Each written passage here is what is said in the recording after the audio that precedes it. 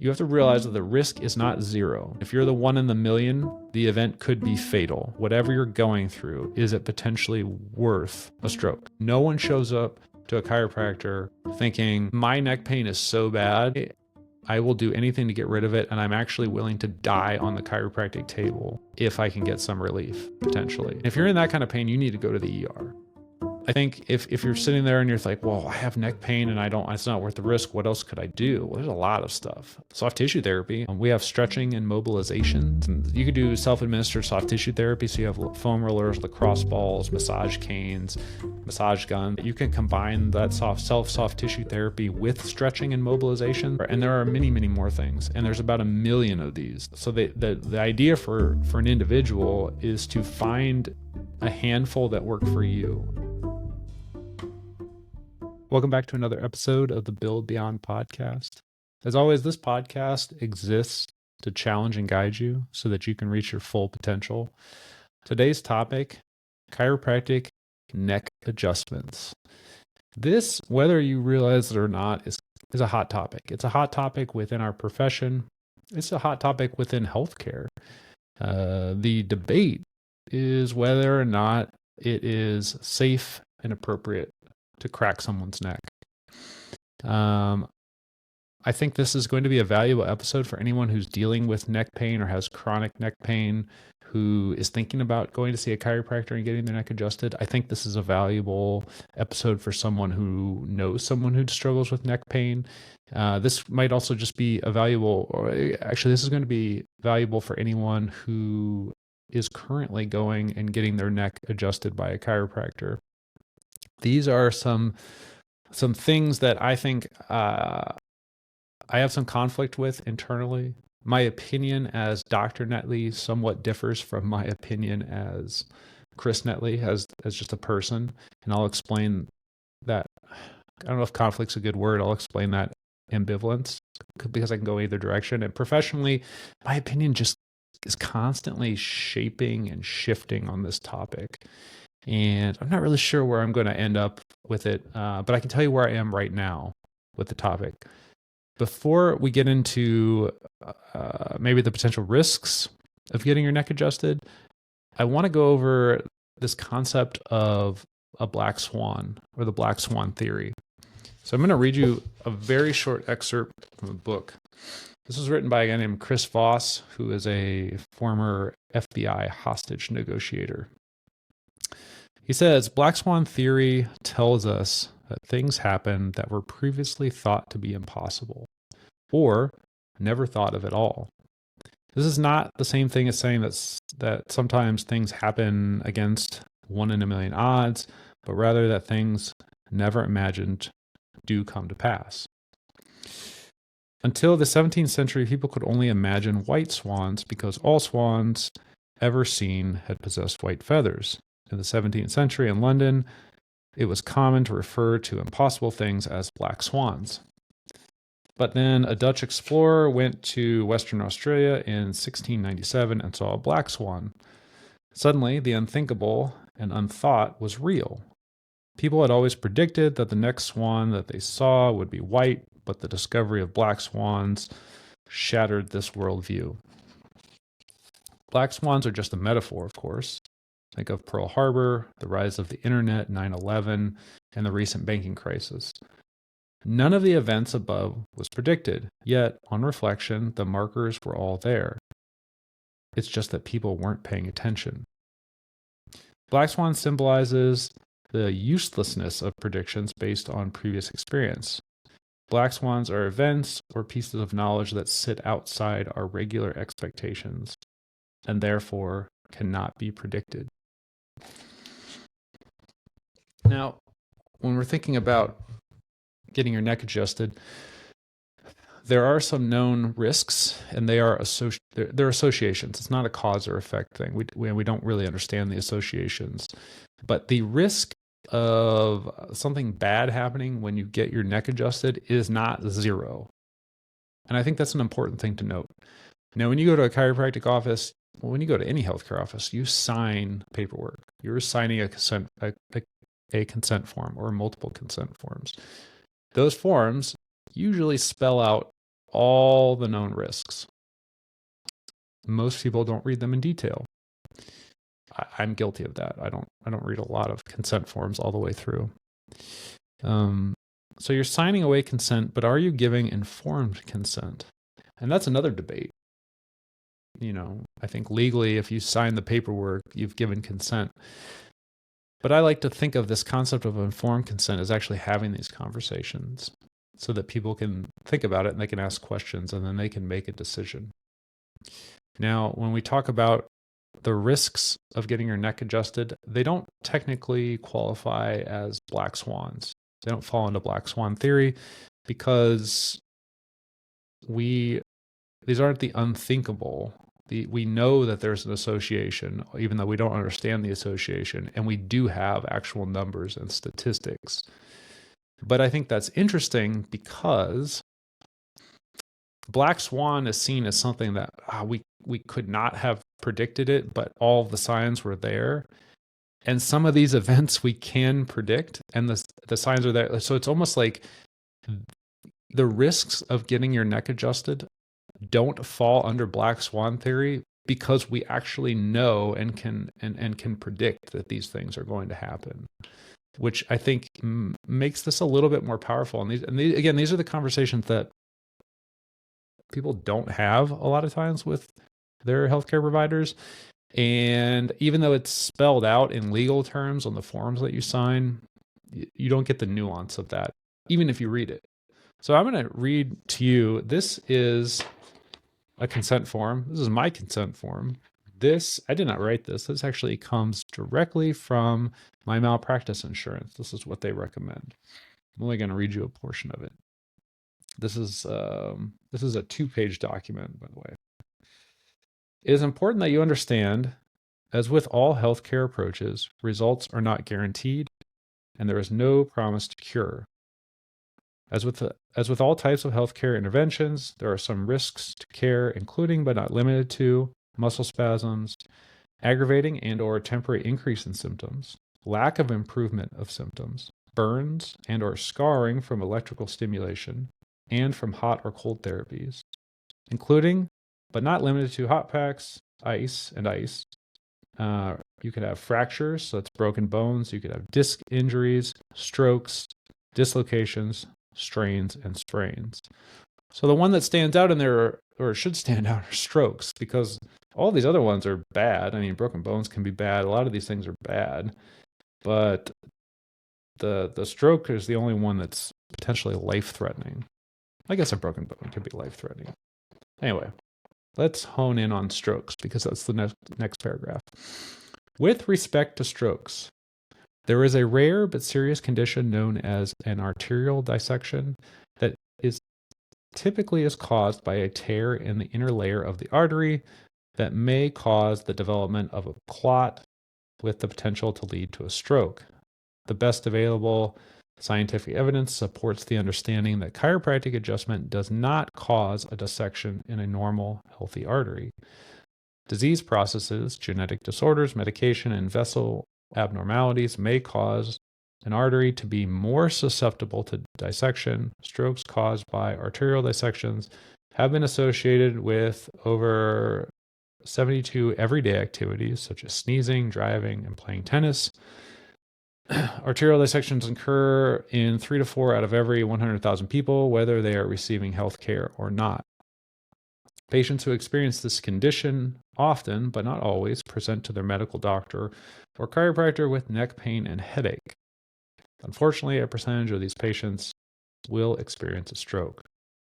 The reported association between chiropractic visits and stroke is exceedingly rare and is estimated to be related to 1 in 1 million to 1 in 2 million cervical adjustments. And then they do some comparisons about gastrointestinal stuff with aspirin and blah, blah, blah. It is also important that you understand that there are treatment options available for your condition other than chiropractic procedures. Likely you've tried many of these approaches already. These options may include, but are not limited to, self-administered care. So it could be like stretching or mobilizations, things like that. Over-the-counter pain relievers, physical measures and rest, medical care with prescription drugs, physical therapy, bracing, injections, and surgery. Lastly, you have the right to a second opinion. And then it kind of goes on to say that you consent to it. So per Chris Voss's definition of Black Swan theory, this doesn't fall as a Black Swan because we actually know a lot more. We can predict it. I mean, we have statistics. I understand why this was written. This is written by I'm sure some lawyers put their heads together to help write this. This is also from a company that insures chiropractors, so it is trying to put a positive spin on this because they're not trying to freak anyone out. Although, and I think they do these comparisons to give people an idea that, hey, you're at risk for a lot of these things just with things that you do in everyday life that you wouldn't think of. So chiropractic adjustments to the neck technically have a lower risk. The association is lower, but I still think to me, it's a little bit of a smokescreen because it kind of draws you away from the fact that the association is still not zero. And although this doesn't technically fall under Black Swan theory, because overall, as a healthcare community, we are informed. I think as an individual, it does fall under Black Swan theory because I don't think most individuals are informed. So they don't know these statistics. This is not something that's ever said to them.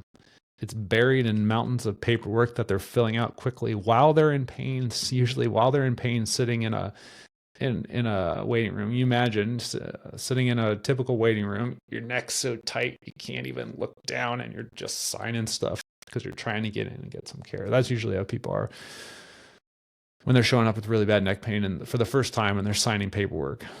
They're not thinking they've got a headache.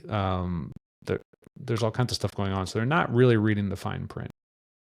So I would argue that although if you look at the risk of getting your neck adjusted and you look at like all of our knowledge and a well-informed person, this does not fall under Black Swan theory because we can predict it.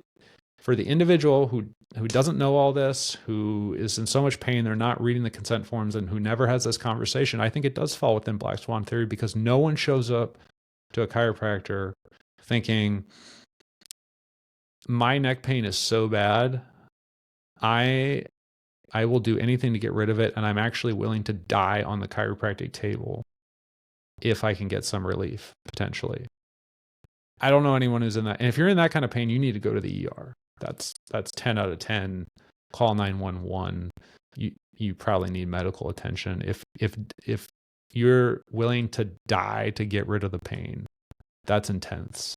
And there are other things that you probably need. So if you don't realize that the risk is zero, and even though the risk is low, then you realize that if you are that 1 in a million person, that the artery in your neck might split and create a blood clot that goes to the brain, and then you die.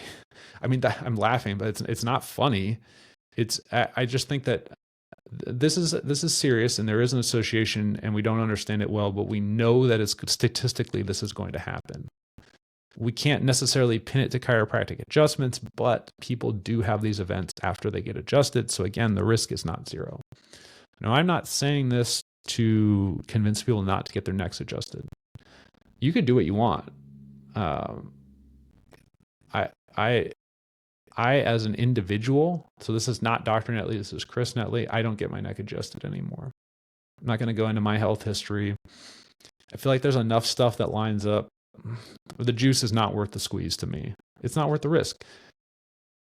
As a doctor, I still do adjust people's necks, but I like to have these conversations. I do a thorough exam and a thorough history. And if they're going to lie down on the table and they think that their pain is bad enough and that this is going to help, I'm comfortable with it at this point. Some people who I think use this a lot are people with migraines. Migraine headaches can be debilitating, to say the least. And I know a lot of people who have migraines and chiropractic adjustments are part of their routine. It's not for everybody. I'm not here to promote chiropractic adjustments to help with migraines is some people find value in it, some people don't. I think it helps. There's some people who have physical trauma. So I've worked with some veterans before who have been blown up. Some people have been in some pretty serious car accidents. They've got permanent damage, and the alternative to them is opioids. So for them, they do feel like the risk is worth it. And I don't think you have to have something that serious. I just think you have to think about it as an individual. If you understand the risk and you understand the association, and you feel like for you, it's worth it, the risk is worth it, then you shouldn't be made to feel bad about it. We shouldn't talk trash about your chiropractor for doing it. My problem is that I just don't think people understand this. And my problem is that the risks associated with chiropractic adjustments to the neck should not be Black Swan events because we know enough. But the problem is that the people who end up having these arterial dissections and having these strokes, to them, it's a Black Swan because they didn't know. They could not have predicted. And you can say, oh, they should have read the form, but yeah, probably. But I think these conversations are important, and I think people need to understand the risks associated. So that's it.